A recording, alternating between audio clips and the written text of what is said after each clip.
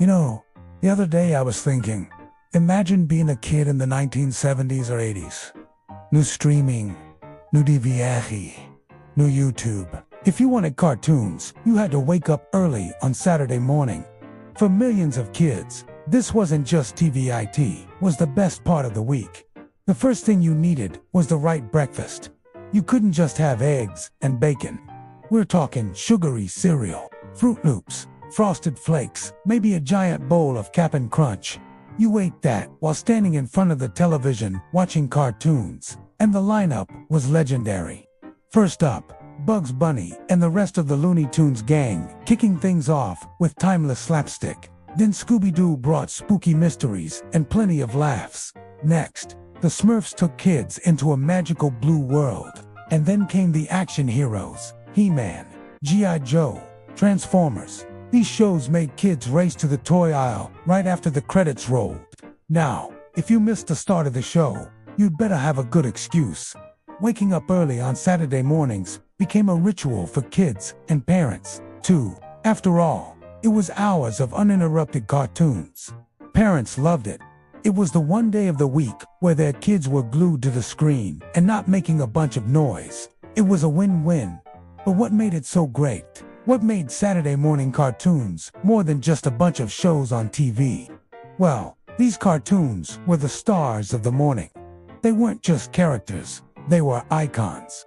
Bugs Bunny was the wisecracking trickster. Daffy Duck was the bombastic ball of energy. Michael and Scott were the brave adventurers. He-Man was the epitome of awesome. These characters weren't just on the screen, they were in the hearts and minds of kids everywhere.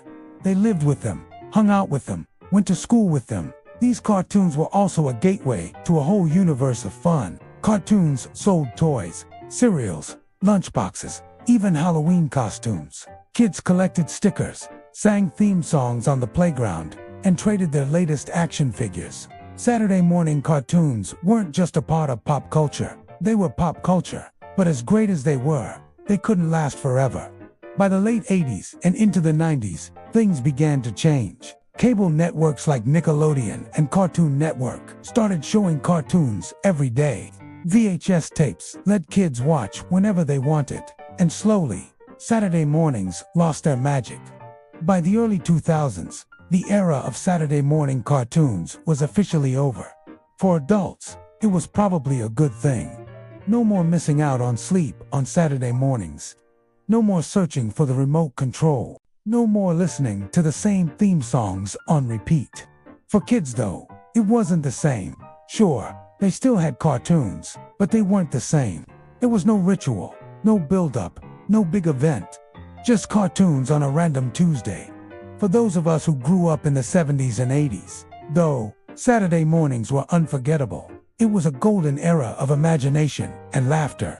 For a few magical hours each week, the world was bright, colorful, and full of heroes.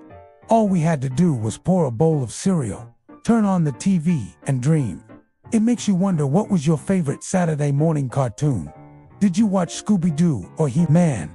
Maybe you were a fan of the Smurfs or the Flintstones. What do you remember most about Saturday morning cartoons?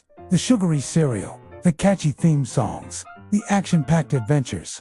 Well, whatever your favorite cartoon was, I'm sure you watched it with the same excitement and enthusiasm as a kid. Because Saturday morning cartoons weren't just a part of our childhood.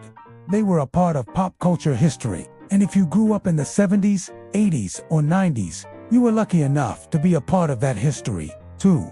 So thanks for watching, everyone. And if you enjoyed this video, please like and share for more fun nostalgia. Until next time.